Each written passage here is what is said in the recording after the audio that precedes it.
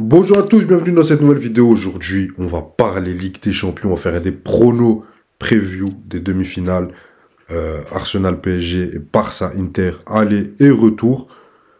Générique. Ah oui, pour Ribéry qui va arriver devant Casillas. Vas-y mon petit. Il est dedans. Le premier but de Ribéry. Malik, dis-moi, on va commencer dans l'ordre chronologique, on va parler d'Arsenal PSG. Est-ce que tu vas aller ou est-ce que j'y vais? C'est toi qui choisis. Je veux bien aller, Ayoub, je veux bien aller, même si c'est ton club. Vas-y, je t'envoie, c'est aussi ton club, t'es Gunners, toi, je pense, non? Non, pas du tout, pas du tout. Il n'y a qu'un club à Londres, c'est Chelsea. D'ailleurs, on mettra une photo, Ayoub, Non. que j'étais au stade de Chelsea il n'y a pas longtemps, et voilà, Non. ça m'a rappelé réellement Non. qu'on est le meilleur club du monde. Mais bref, maintenant, par rapport à ce match, franchement, je trouve que c'est un match tellement indécis, tellement serré, qui fait que même là, à l'heure où je vous parle, alors que je devais préparer cette vidéo, je sais pas qui vous dire va gagner ce match. Dès que on a su que les confrontations c'était Paris-Arsenal, je demandais à tout le monde, pour toi qui va gagner, pour toi qui va gagner, genre que ce soit des fans de Paris, d'Arsenal ou juste des fans de foot en général, tellement je trouve que le niveau entre ces deux équipes, il est proche. Bien sûr, c'est deux équipes qui jouent pas du tout d'une manière similaire, mais je trouve que le niveau, le gap de niveau, il est vraiment le plus minime possible et franchement ça m'étonnerait pas que l'équipe qui gagne ce match, je sais pas pourquoi Ayoub sourit comme ça, mais ça m'étonnerait pas que l'équipe qui gagne ce match, ça se joue à vraiment des micro détails. C'est le haut niveau, donc ça se joue toujours sur des détails par rapport à nous autres qui jouons dans des niveaux bien plus bas. Mais vraiment, je pense que quand on a des équipes à ce point proches au terme de niveau, ben ça va jouer à des micro détails. Comme vous voyez, je parle beaucoup, et je dis pas mon pic, je vais loin, je n'ose pas mouiller parce que encore là, à l'heure où je vous parle, j'hésite vraiment pour mon choix. Non, mais plus sérieusement, je vais commencer par rapport Arsenal. Je trouve que Arsenal, cette saison, ils ont un peu déçu un peu tout le monde en Première Ligue, tout fan de foot, je dirais. Ayoub, les 2 dernières saisons, il était un peu pour que Arsenal gagne ce titre, pour que ça fasse beau. Mikel Arteta. C'est pas vrai. Genre, il y a 2 saisons. Bref, ok, vous l'avez compris, il rigole beaucoup. Je serai jamais contre Papa Guardiola, c'est fou. Mais continue tes bêtises, vas-y. C'est pas bien de mentir, Ayoub. Mais bref, tout ça pour dire que, franchement, Arsenal, cette saison, ils ont quand même déçu. Dès leur mercato, en fait, estival, ils ont assez déçu parce qu'ils n'ont pas réellement eu un mercato très alléchant. Bien sûr, il y a eu l'apport, la venue de Calafiori, la venue de Mikel Merino. Malheureusement, Calafiori, on n'a pas eu l'occasion de trop le voir dû à ses blessures. Merino, on se retrouve à le devoir jouer faux neuf parce qu'il faut pas oublier aussi qu'Arsenal a eu beaucoup de blessures cette saison. La preuve, encore beaucoup d'absents durant leur match cette saison parce qu'on le sait que durant ce match aller, Monsieur Thomas Partey ne sera pas là, il sera un très gros indicateur. Mais je trouve que Arsenal, avec ce quart de finale joué face au Real Madrid, où ils ont un peu gagné alors que, entre guillemets, pas beaucoup les voyaient passer. Ils n'étaient pas vus comme les favoris, bizarrement, même si c'était eux qui étaient meilleurs dans les phases de poule. C'est eux qui sont un peu, on va dire, non, je sais pas s'ils sont meilleurs en championnat, mais voilà. Arsenal, si on regardait tous les matchs d'Arsenal et tous les matchs du Real Madrid, beaucoup te diraient avant la confrontation que normalement, ouais, Arsenal doit gagner, mais comme c'était la Ligue des Champions, le Real Madrid. Donc, je pense que le fait d'avoir sorti le Real Madrid, ça a donné un gros boost et ça a redonné une raison de jouer pour ces joueurs d'Arsenal parce que voilà, en championnat, le titre il est mort depuis longtemps. En coupe, ils ont un peu déçu. Et là, je pense qu'ils ont cette opportunité de prendre leur seul trophée cette saison, qui est un trophée qu'ils ont jamais gagné dans leur histoire. Donc, ils ont un boost mental, psychologique, ayant éliminé le Real Madrid, qui viennent aborder ce demi-finale face au Paris Saint-Germain avec beaucoup de confiance. Mais comme j'ai dit, je pense que l'absence de Thomas Partey au match aller est très capitale parce que on aime dire que dans le football que la colonne vertébrale d'une équipe, c'est la défense, le numéro 6 et le milieu, on va dire, et l'attaquant devant. Ben là, c'est une des colonnes vertébrales les plus importantes si pas la colonne la plus importante, non, pas la plus importante, j'abuse, mais l'un des joueurs les plus importants de l'équipe d'Arsenal qui sera pas là, parce que Rice a fait, bien sûr, le meilleur des matchs sur la double confrontation avec le Real Madrid et c'était le meilleur joueur sur le terrain, mais Partey était très qui aussi, et le fait qu'il sera pas là au match aller face à un milieu du Paris Saint-Germain. Très quoi? Très qui, excuse-moi, je mélange l'anglais et le français, je fais pas exprès, je parle. Non, je rigole. Je ne pas t'insulter devant nos spectateurs. Voilà, continue, parle normal. Pas normal. Tout ça pour dire que, du coup, dans cette bataille du milieu de terrain, parce que moi, je crois réellement que sur ces demi-finales, encore plus, ce dicton sera vraiment respecté. C'est la bataille du milieu de terrain. C'est le milieu de terrain qui gagnera ces rencontres et qui emmèneront leurs équipes en finale. Mais je pense que face à ce milieu du Paris Saint-Germain de Vitinha, Joao Neves et Fabien Ruiz, et même si Zaïre Emery s'est un peu éteint en termes de hype, en termes de comment les gens parlent de lui, ça reste toujours un bon atout quand il monte pour le Paris Saint-Germain. Mais moi, je crois réellement que Vitinha peut être dans des discussions des meilleurs milieux actuels dans le football. Ayoub sait que j'ai développé un petit amour pour Vitinha depuis que je suis parti le voir face à cette rencontre contre le FC Barcelone l'année passée en Ligue des Champions. Et je trouve que réellement, depuis cette campagne de Ligue des Champions l'année passée, je ne sais pas s'il progresse, mais en tout cas, il ne régresse pas et il joue à un super niveau. Il joue il est encore plus, je dirais qu'il est encore plus confortable. Il a trouvé son poste. Voilà, il est plus c'est ça, parce que je me rappelle qu'on avait des discussions avec Ayoub dans les directeurs sportifs qu'on avait, où on disait, oh, est-ce qu'il doit plus jouer 8, il doit plus jouer 6, et non, le 6, c'est son poste, à ce poste-là, dans ce qu'il est demandé par Luis Enrique, et malgré qu'il joue 6, par rapport à peut-être d'autres 6 où ils n'ont pas autant de liberté, je trouve que Vitinha, on le laisse quand même monter par moment, parce qu'on sait qu'il a une frappe où il peut être très dangereux, ou même faire des combinaisons pour entrer dans la surface.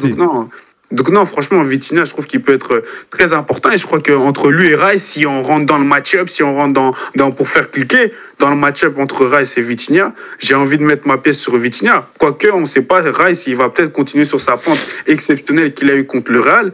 Et ça peut changer. Mais vraiment, juste pour ça, d'une certaine manière, j'ai envie de dire que le Paris Saint-Germain va l'emporter. Et surtout, le fait qu'ils jouent le retour chez eux, c'est aussi un certain avantage, je pense. Et Arsenal, aller gagner encore sans attaquant, sans truc, avec Partey pas là, c'est trop de contraintes. Je trouve Gabriel aussi, il sera toujours pas là, je pense. C'est trop de contraintes dans les pieds pour encore. Ah ouais, c'est ça, c'est fin de saison, donc c'est trop de contraintes pour les pieds. Merino a été forfait pour Crystal Palace. Mais je pense que comme tu l'as dit, c'est plus pour le préserver, Ayoub, pour le quart de finale. Mais justement, j'ai vu que Partey joue pas. Du coup, Merino va repasser dans le milieu. Il sera quoi? Trossard en faux neuf. Mais Trossard en faux neuf, dans les matchs qu'on a vu avec Arsenal, ça n'a pas toujours été terrible. Donc, franchement, pour que Arsenal offensivement produise et mette encore 3 buts, je pense qu'il faudra des miracles du type de coup franc de Rice comme on l'a vu, ou un Saka qui sort le match de sa vie. Donc, pour toutes ces raisons, j'ai envie de te dire que je crois que le Paris Saint-Germain va accéder à cette finale de Ligue des Champions. Même si ça ne mettra pas qu'Arsenal le fasse. Moi, tu sais, Malik, je vais essayer de tout résumer avec une phrase. Le destin est entre les mains du Paris Saint-Germain. Le Paris Saint-Germain, pour moi, a son destin entre les mains, vu les circonstances. Pourquoi?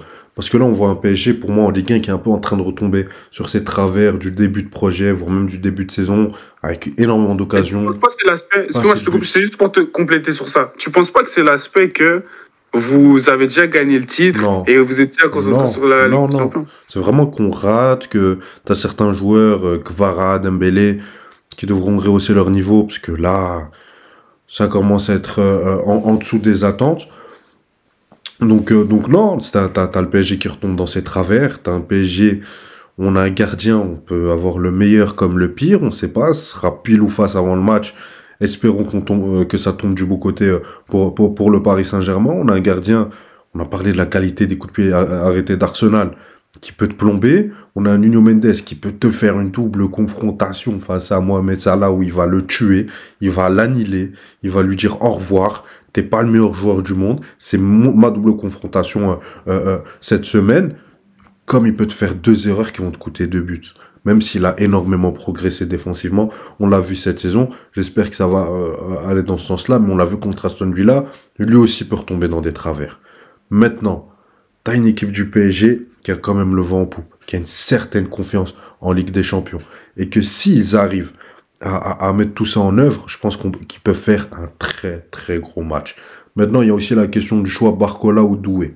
Moi, je pense que on a parlé de l'absence de Partey, ils pourront beaucoup moins rester haut, ils auront du mal à ressortir les ballons aussi facilement, parce que même si Rice, c'est le joueur incroyable, c'est long, élégant, balle au pied, ok, mais on sous-estime énormément l'importance de Thomas Partey dans cet effectif. De plus, avec l'absence de Mikel Merino en faux neuf, s'il y a absence de Mikel Merino en faux neuf, qui tu mettras à sa place pour ressortir les ballons, pour aider dans le jeu sans ballon, pour aider tes milieux à se projeter, à créer de meilleurs appels. Maintenant, oui, et du coup, moi, j'aurais préféré Doué, parce que Doué face à un bloc bas, c'est ce qu'il y a de meilleur au PSG avec Dembélé. Gvara et Barcola, enfin Gvara aussi, mais par rapport à Barcola, c'est beaucoup plus créatif. Barcola, je l'aime plus dans les transitions, même s'il est aussi capable de te faire sauter un bloc adverse, mais je le verrai plus dans les 30 dernières minutes de cette rencontre. En tout cas, maintenant, si le PSG ne se sabote pas, parce qu'on connaît, on a parlé des coups de pied arrêtés, de Donnarumma, défensivement, les erreurs individuelles, que t'es soit de Dembélé, soit de Gvara, soit de Doué, soit de Barcola, que t'en aies un qui fait son match, je vais peut-être choquer Malik. Peut-être que certains vont penser que je suis pas objectif, mais on peut faire le match qu'on aurait dû faire au Parc face à Liverpool. Le match qu'on a fait, mais avec des buts. Parce que ce match-là, c'est censé être un 3-0, un 4-0, un match qui rentre dans le panthéon de ton club, un match qui marque une nouvelle équipe, une nouvelle identité du coach et de ses joueurs. Et moi, je pense que le PSG peut, face à Arsenal, faire un match, faire une masterclass. Surtout un Arsenal qui a perdu Thomas Partey, qui a énormément de blessés, qui n'a pas Gabriel, un PSG qui a tous ses membres. On les a vus annihiler Gravenberg et McAllister, Szoboszlai qui faisait un début de saison, mais tonitruant. Pourquoi ça pourrait pas arriver contre Arsenal? Moi, je pense que ça le peut.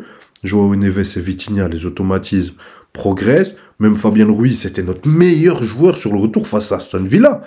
Dans la qualité de relance, dans la qualité technique qu'il a eu, dans la qualité de pressing, il est un peu partout, même si on aime beaucoup le critiquer. Moi, il a une place importante pour moi au PSG, je veux qu'il démarre titulaire. Si on a Ousmane Dembélé clutch, un Gvara clutch, on peut aller faire une surprise de malade mental à l'Emirates. Maintenant, il y a le facteur... Est-ce que le PSG gagne 3-0, je pense que c'est une surprise. Moi, je te dis pas d'aller gagner. Ouais, Moi, non, je te parle pas juste d'aller gagner.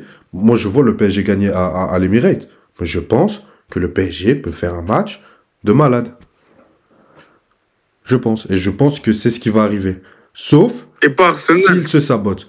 Arsenal, je les vois pas dans le contenu à l'Emirates faire un match de fou. Dans le contenu. Ils peuvent faire, soit ils vont faire un match où ça va se taper avec le PSG, ça va être du 55-45 pour l'un, puis pour l'autre, et au final ça va faire du 50-50, et ça va jouer sur des détails. Soit ils vont te faire un match qui est mauvais, soit ils vont faire un match qui va être en dessous, mais ils vont être clutch en transition. Ils vont être clutch sur les coups de pied arrêtés. David Raya va faire un gros match. Saliba, et je pense qu'il sera Calafiore à côté de lui, vont faire un gros match. Tu vois, je m'attends plus à ça. Quand on voit Arsenal, même si pour moi, faut pas trop se fier au dernier match en Première Ligue, ils restent bons, ils font leur match, sans trop de fioritures, ils te mettent un but, et défensivement, pam, c'est solide, on garde la balle, dès que t'attaques trop, on te tue en transition, et ils vont chercher le minimum. Donc Arsenal, qui est dans un grand soir et qui te fait ça, peut te battre. Maintenant, si le PSG est dans un grand soir, vu la forme d'Arsenal, vu les blessés, et le manque de turnover de certains joueurs offensifs, Saka s'est blessé, Odegaard a beaucoup joué, s'était blessé en début de saison. Pour moi, le PSG, s'ils font ce qu'ils ont à faire, ils battent Arsenal. Si on prend les armes des deux, et à part si Raya nous fait le même match qu'Alisson, hein, mais si c'est ça, moi, je parle plus de foot et tout. Donc voilà. Je pense qu'il y aura une grosse victoire à Arsenal et une défaite, voire un match nul au Parc, mais qui sera suffisant pour emmener les Parisiens vers la deuxième finale de Ligue des Champions de leur histoire.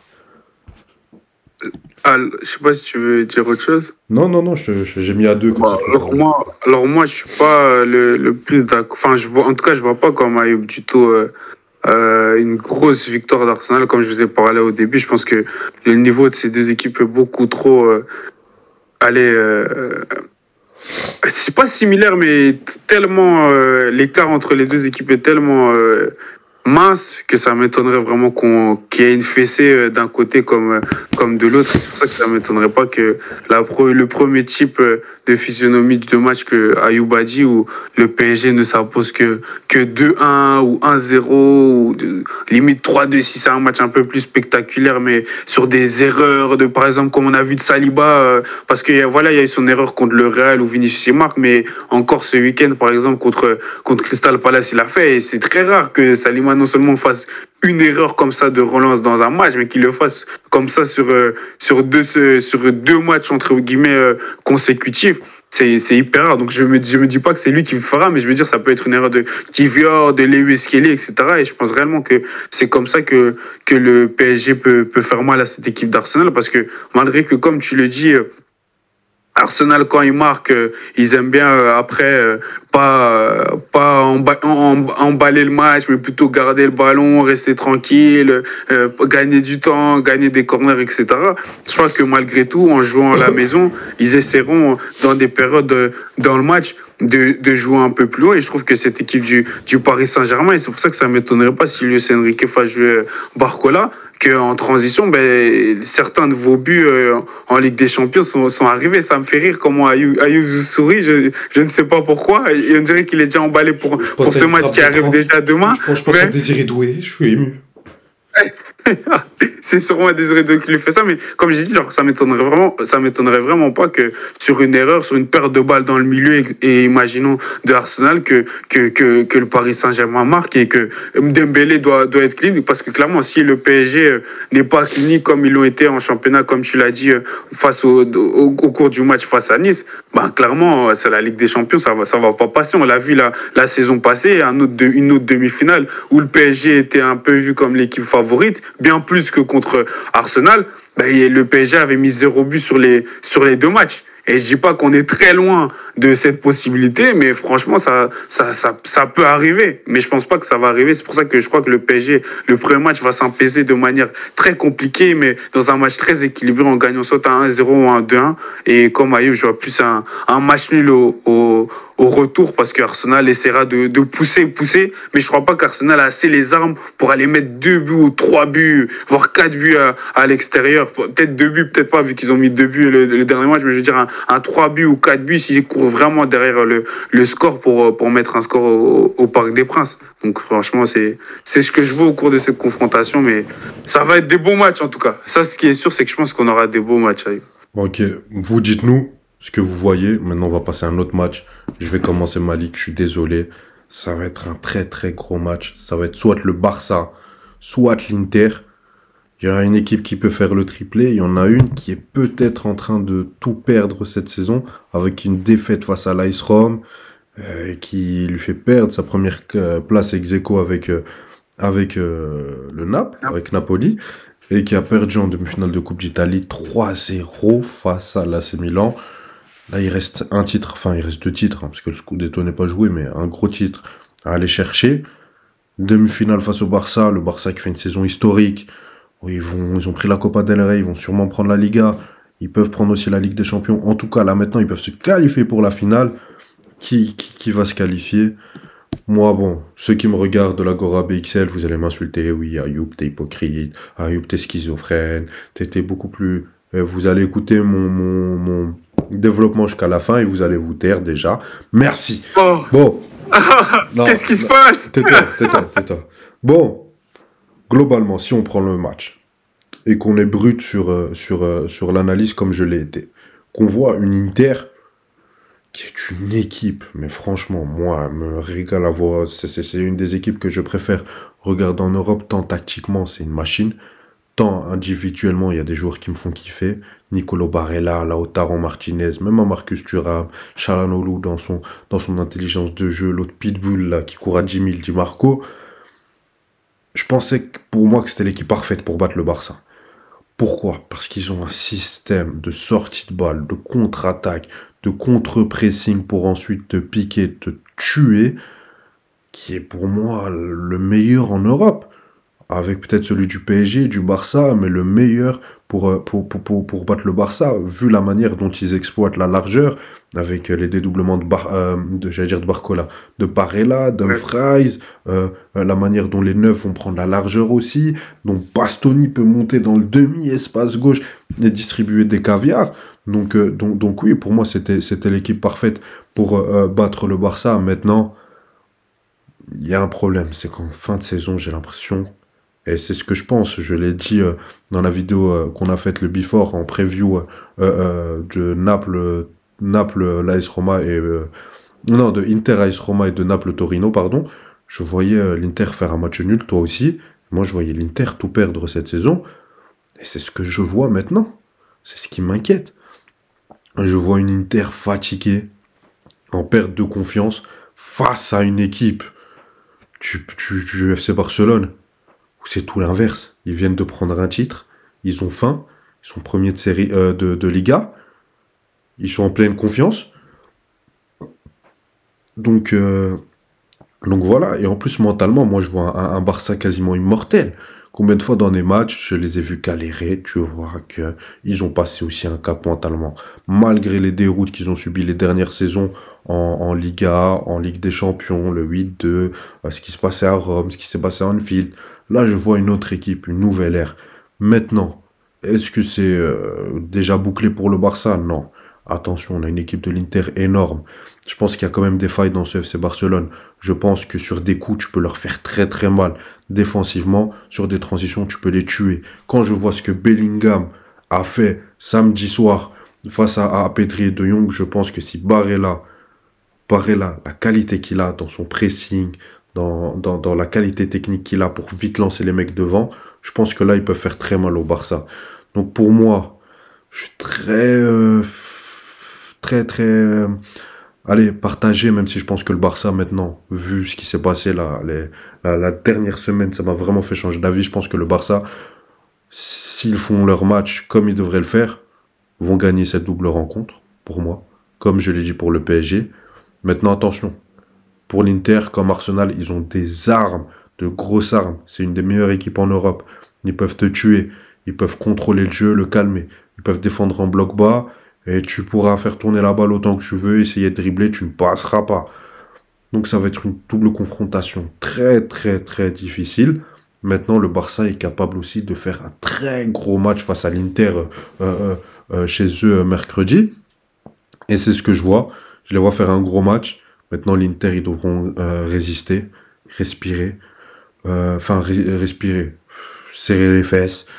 Ils vont être asphyxiés pendant un moment. Aller chercher un résultat. Même une défaite par un but d'écart, pour moi, serait un résultat qui te laisserait de l'espoir pour le match retour chez toi à San Siro et aller chercher le très gros match à San Siro et gagner ce match. Parce que quand je vois le turnover qu'a fait Hansi Flick là sur les dernières semaines, où son effectif est encore là, même là, il changeait des joueurs, il change Pedri, etc. pendant la prolongue. On sait qu'il va pas arriver, qu'il sera pas épuisé comme les milieux de l'Inter. Maintenant, ah oui, dernier point que j'ai noté pour le Barça, c'est attention, parce qu'il y a des mecs qui disparaissent. Yamal, il a fait un très grosse mi-temps contre le Real et globalement il est décisif. Il fait 2 passes d'énormes, mais on l'a déjà vu disparaître dans certains matchs. Rafinha, je l'ai déjà vu disparaître. Ferran Torres qui remplace Lewandowski est très bon, mais il peut disparaître. Dani Olmo, il est capable, parce que les supporters du Barça me disent non, Dani Olmo c'est Ricardo Caca, etc. Non, le mec il est capable de faire un match nul. Donc, on n'a pas encore vu ça du Barça. Donc, attention si ça arrive au FC Barcelone, comment vont-ils réagir? Moi, c'est le gros point d'interrogation que j'ai autour de cette équipe du Barça. Mais globalement, je les vois se qualifier. Et donc, sans surprise, je pense que c'est un peu la finale favorite des spectateurs. Pas ce qu'ils préféraient voir, mais ce que les gens voient le plus, c'est une finale PSG-Barça. Barça PSG. PSG-Barça. Intéressant. Et surtout quand tu dis que il y a une semaine, tu avais un avis différent par rapport à la chose, mais la récente forme des deux équipes t'a un peu fait changer d'avis par rapport à ça. Mais moi, je vous avoue que je pense que Ayoub pensait il y a une semaine et ce qui va arriver. Parce que moi, je vais rajouter, je vais pas pour répéter juste que Ayoub a dit, je vais rajouter un autre aspect. Quand Ayoub dit que voilà, ces joueurs, on ne sait pas si ils sont prêts pour voilà un demi-finale de Ligue des Champions. On ne sait pas comment on va réagir, on sait pas à quoi s'attendre. Je pense qu'on a une équipe de l'Inter où, dans leur projet, ils sont sur une continuité depuis 3 saisons quasiment avec monsieur Simone Inzaghi. On est sur une équipe de l'Inter où il y a deux saisons, ils ont déjà joué un demi-finale de LDC. On est sur une saison où, on est sur une équipe de l'Inter où beaucoup de joueurs ont déjà même joué une finale de LDC. Donc, sur l'aspect expérience, sur l'aspect processus, sur l'aspect continuité, je donnerais une petite pièce en plus à l'Inter par rapport à ça. Et je vous avoue que, je t'avoue, Ayoub, que lui, les 3 dernières défaites, c'est catastrophique. Ces 3 défaites d'affilée, c'est pas du tout une manière de se mettre en confiance comme ça avant un demi-finale de Ligue des Champions. Mais surtout, rien que ce mauvais résultat face à l'AS Rome, comme tu le dis, Ayoub, c'était limite du tout vu. On l'avait tous les deux prédit un match nul. Malheureusement, ça a été pire pour l'Inter. Ça a carrément fini en défaite. Pour moi, c'était clairement une projection de fou sur ce demi-finale de Ligue des Champions. Et je crois qu'on aura clairement un Inter bien motivé. On aura des joueurs qui vont rechercher un 3e gain ou 4e gain ou 100e gain, je sais pas, d'énergie. Et je pense qu'on aura totalement un autre visage de l'Inter qu'on a vu toute la semaine passée, parce que clairement les enjeux sont différents. Cette opportunité de retourner en finale, ces joueurs qui étaient là en 2023, ils salivent pour la retrouver.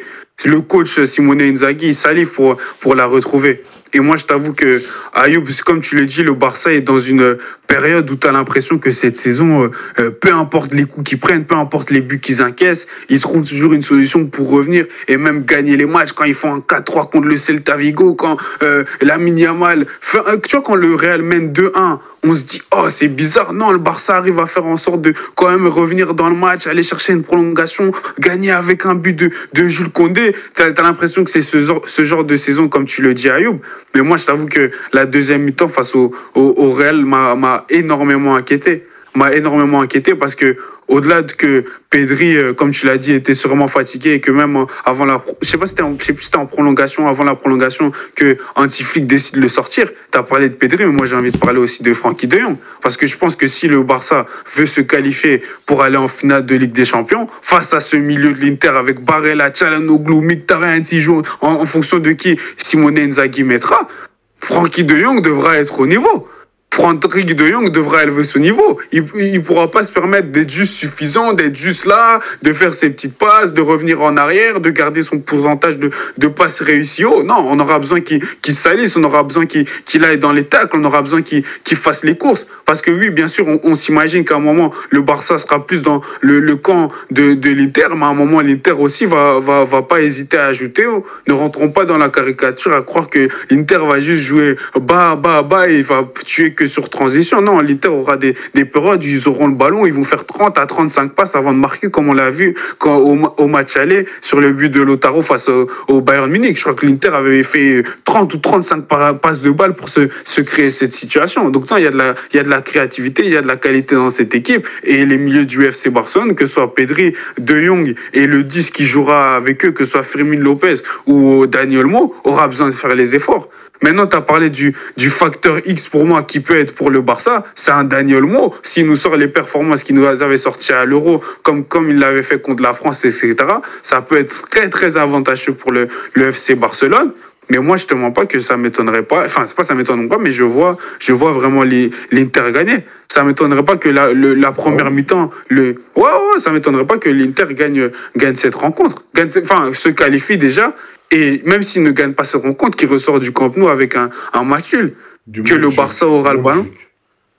J'ai pas entendu. Le Montjuic, le Montjuic. Le Montjuic, pardon, le Montjuic, c'est vrai. Belle rectification. Ayoub, mais ça m'étonnerait pas que bien sûr le Barça vienne motiver chez eux, où ils vont essayer de pousser. Mais comme on le dit, en Ligue des Champions, c'est une question de savoir bien gérer ses temps forts et ses temps faibles. Et c'est pour ça que ce que Arsenal a fait contre le Real a été super, parce que les moments où on aurait pu croire qu'ils auraient eu des temps faibles, ils ont géré comment le Real avait le ballon, tellement ils arrivent à rien créer. Maintenant, le Barça est bien plus fort que le Real, et je peux pas comparer le Real Barça, parce que le Barça a montré qu'il pouvait se créer bien plus de situations tout au long de la saison, etc. Mais ça m'étonnerait tellement pas que l'Inter sorte de là avec un +1 avant d'aller au Giuseppe Meazza. Et je pense que ça serait le pire résultat possible pour le FC Barcelone, parce que remonter là-bas à l'Inter, même s'ils arrivent à mettre des buts parce qu'ils risquent d'en marquer, ben, l'Inter essaiera de garder la distance comme ça s'est passé avec le Bayern Munich. Le quart de finale Inter-Bayern Munich, franchement, c'était un magnifique quart de finale. Peut-être dommage que tout le monde n'a pas regardé ce quart de finale parce qu'il y avait aussi Arsenal et Real Madrid en même temps, mais c'était un quart de finale équilibré entre deux équipes qui se jaugeaient où certains disent même que le Bayern méritait plus de gagner. Mais non, moi je trouve que l'Inter peut accepter que l'équipe adverse a le ballon, se crée même des occasions et rate. Et Sommer est un bon gardien aussi. Et le Barça, cette saison, pas comme le PSG, mais un peu à la star du PSG, est arrivé à des moments dans la saison où ils ont raté quand même assez d'occasions. Rien que la première mi-temps face au Real Madrid. Normalement, le Barça, ils doivent au moins repartir au moins avec plus 2. Ça leur aurait fait plus de bien. Le fait que c'était que 1-0, c'était pas assez bien pour le Barça. Maintenant, comme tu l'as dit, ils ont cet aspect immortel, magique, etc. Ça va être un magnifique match aussi, ce demi-finale Inter-Barça. Il y a certaines Barça. individualités, si elles se réveillent et qu'elles font un gros match, tu vois, genre les individualités du Barça. Pedri, s'il te fait un gros match, tu pourras rien y faire. Faut pas. Mais le truc, c'est qu'à côté, Barella aussi prend un gros match pour moi, je t'avoue. Très gros match de Barella pour annihiler Pedri. Tu vois ce que je veux dire? Mais justement, moi, je vois pas un Barça. Tu vois, par exemple, désolé, hein, mais tu vois, Pedri, Bellingham a fait un meilleur match que lui. Mais si tu regardes bien en deuxième mi-temps, moi, j'avais un débat avec un mec qui me dit, ouais, mais Pedri, il fait pas un bon match. Je me dis, mais sur le peu de fois où il était libre, il te sautait 2 lignes avec une passe. On lui reprenait. Mais il a quand même fait des pertes de balles aussi. C'est pour ça qu'il a pas fait un bon. Il a fait des pertes de balles. Donc pour moi, son match n'est pas excellent. Même si pour moi, c'était un bon match. Son match n'était pas mauvais. La première mi-temps était bonne. Après, on a un avis différent. Mais pour moi, sa première mi-temps était bonne. La deuxième était beaucoup plus difficile. Beaucoup plus difficile, je suis d'accord. Mais malgré ça, sur 1-2 touches, il peut te tuer l'équipe adverse. Donc si il fait, et là c'était parce que collectivement ça allait moins bien, si collectivement ça va mieux, le Barça ils ont trop d'individualités de top niveau. Rafinha, Yamal, Pedri, Koundé, le match qui peut te sortir aussi. C'est à voir. C'est pour ça que moi je pense plus du côté du Barça. Non, intéressant ce que tu dis, parce que moi je trouve que je pourrais te dire la même chose du côté de l'Inter. Dans le sens où Lautaro c'est une grosse individualité aussi. Barella c'est une grosse individualité aussi. Qui dépend des autres. Dumfries quand il monte, c'est une grosse individualité aussi. Bastoni, soit quand il monte et quand il défend, c'est énormissime aussi. Pour moi, donc, dans à part Barella et un peu Lautaro, tout le reste dépend énormément de ce qui va s'articuler autour du collectif. Alors qu'au Barça, le Barça peut être mauvais. Yamal, il prend la balle, comme il a fait contre la France, il te met une lucarne. Il te fait 3 joueurs, il te traumatise. Ça, c'est vrai. Sur Yamal, ça, c'est vrai. Mais c'est là l'aspect du FC Barcelone où je trouve cette saison, dans beaucoup de situations où on aurait pu les voir plus s'écrouler, par exemple, les saisons d'avant, et même de manière naturelle, ils ont à Lamine Yamal, comme je vais dire à mes amis et potes fans du Barça, il aime ces moments, j'ai l'impression. Il aime quand c'est dur, il aime quand tout le monde panique. Les gars, tranquille, il te sort la passe. Regarde la passe, juste la passe sur le deuxième but du Barça, mais comment tu sors ça? C'est magnifique. C'est magnifique. Il fait la même en première période. Il te fait un extérieur pour faire un Torres, mais il rate son contrôle. Non, mais c'est vrai. Non, sur ça, clairement. C'est pour ça que Lamine Yamal, c'est clairement dans ces situations où le Barça, c'est pour ça que le Barça, je le vois, je dis pas que l'Inter va gagner 4-0 ou 4-1, etc. Parce que même si le Barça est mené de 3 buts, genre c'est 3-1, bah Lamine Yamal, il peut te sortir un truc qui redonne tout un aspect de folie à l'Inter. Mais je trouve que justement, l'équipe qui peut le mieux gérer, une équipe qui est en feu, qui se chauffe, etc., c'est une équipe comme l'Inter. Et le retour de Marcus Thuram, qui normalement sera là pour le match aller, est un facteur très important pour moi, qui n'était pas là sur les 2 derniers matchs de l'Inter. N'oublions pas de le mentionner, parce que Marcus Thuram, au-delà du fait qu'il marque, au-delà de tout ça, on l'a vu même à l'aller contre le Bayern, dans ses remises, dans ses déviations, dans sa relation avec Lautaro Martinez. Il est vraiment super, Marcus Thuram. Maintenant, soyons justes, je vais aussi mentionner que Benjamin Pavard sera pas là au match aller, qui a été un très bon élément pour la défense de l'Inter de Milan. Mais malgré tout, tellement l'Inter de Milan a un effectif profond, surtout en défense, il peut être remplacé même par un Bicek qui, pour moi, suffira dans cette défense à 3 et c'est tête du milieu de terrain. Donc moi, franchement, je vois cette équipe de l'Inter possiblement aller gagner au Montjuic. C'est qui ta finale? Ma finale, c'est Inter-PSG, du coup. Ok, ça va. Inter-PSG.